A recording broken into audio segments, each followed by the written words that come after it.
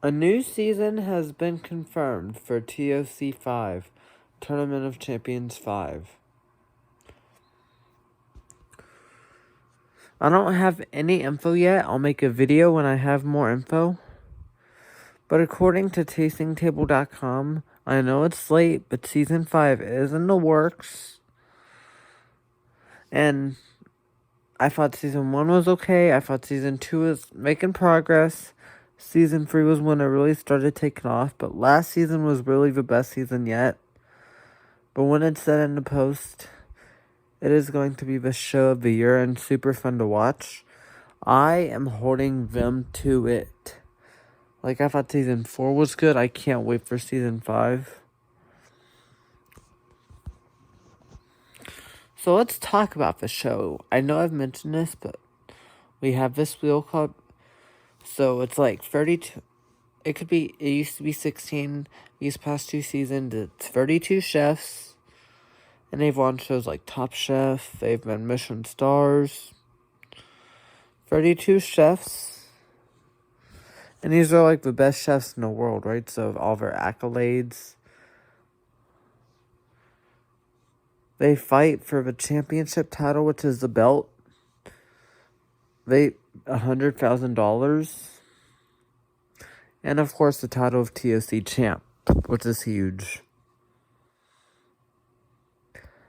Each round, it's like a sports bracket, like where they rank you. Like they do seedings, like first seeds, like number 1 seed, number 2 seed, number 7 seed. And if you've learned by watching the show, I've underestimated competitors based on new to TOC and their rankings so low. But I was wrong. The newbies, I was underestimating. I became threats. Like the current champ, Mei Lin, for example. Season 2, Tiffany Faison. She was the Season 3 champ. Of course, she went out in round 1 last season, but still, to Britt Racino. But that was still an up-and-coming star.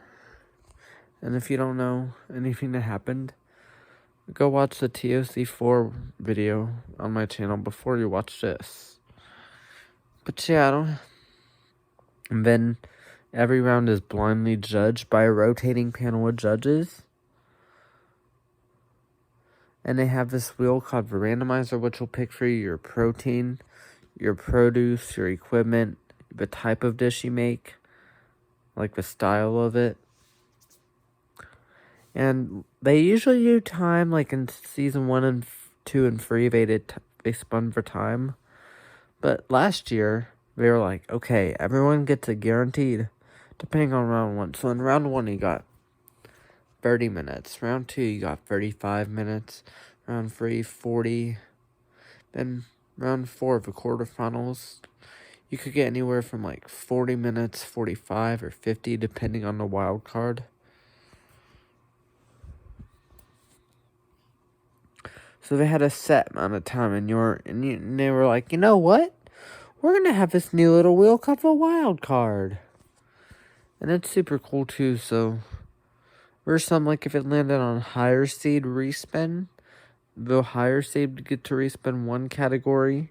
They're not so happy with, like, oh man, I wanted salmon instead. Then respin chicken breast.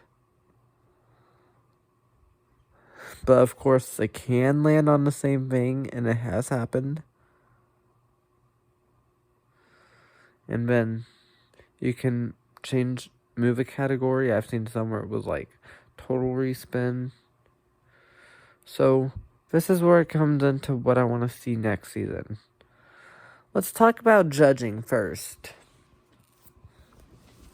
Every year, TOC has always been done on a blind tasting, and I respect that. You know, the judges should not know who's who, because then it starts being so biased, because they know each other.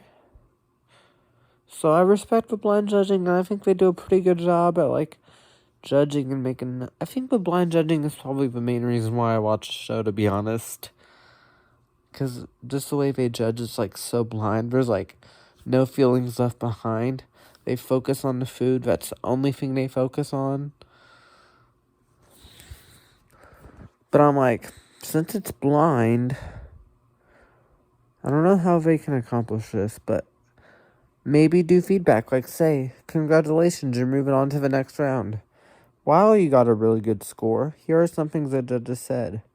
Here are things like, just in case you have the same judges in round 2, like, oh, maybe out of, like, here's exactly what they thought of the dish, not just reading out the scores, like, feedback, like, you did good. Here are some tips the judges have to take you to the next level, like, maybe a little more salt in this, maybe a little more salt in that. I know they say it during the tasting, but, like, actually breaking it down so they can understand and how to improve.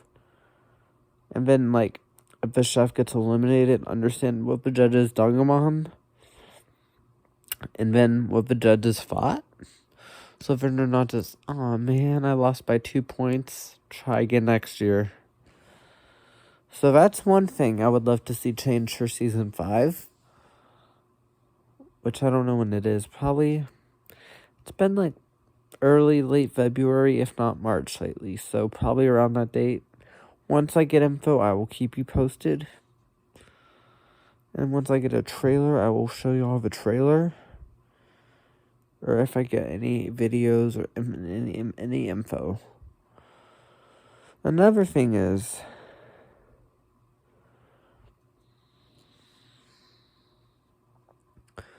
the wild card. As much as I liked the wild card, I feel like respins all the time, move ups, those are easy. Why not some hard wheels, like, you can, like, why not, like, they have these things in Triple G, Guys Grocery Games, like, where it's, like, 10 ingredients or less. Why don't you do those? And it's really a wild card. It's like, oh man, I have to use scallops, potatoes, and make a spicy dish, but I only have 10 ingredients. But wait, if you get a wild card ingredient, does that count as 10 too? I don't know. Let's get back to topic. Or you can only go to the pantry one time. Those are wild cards that I think could really make the intensity of the show.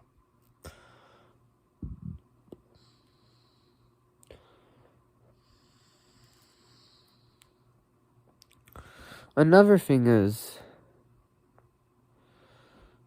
I know it's TOC if it's a blank slate, but for round 1, especially with the newbies, have,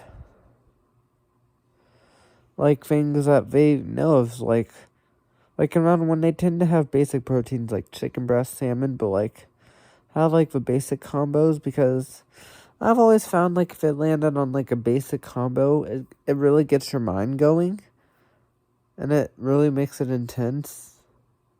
Like, sure, it may just seem like, what's the big deal? It's chicken breast, broccoli, and grilled, but how do you elevate it? How do you use a waffle iron with that?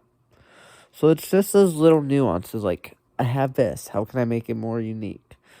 So hold off the crazy combos until, like, round 2, 3, and 4.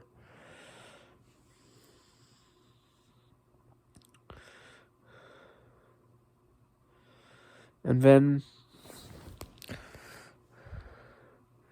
I feel like if they could change the judging, I understand it's blind, but they've been having these old school judges that, like, don't understand the new models of cooking, like how it's presented. And they're totally, like, pretty unfair, I think, with some of them. Like, some of the dishes.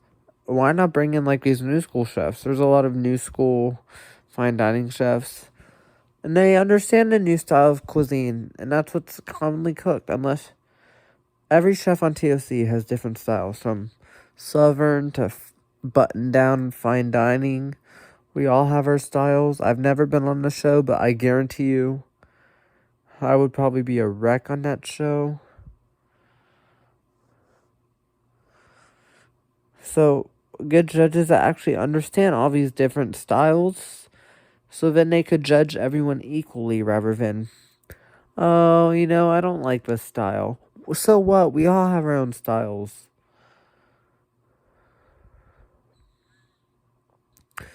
But yeah, this season's gonna be hopefully good. It hasn't let me down for the past 4 seasons. What do y'all think? Do you think with Do y'all think with these 4 seasons and them getting better each year and everything I described, do you think anything I described is a possibility? Maybe everything that I've described is actually happening. What do y'all want to happen for y'all Food Network fans out there? Leave it in the comments down below. Peace out.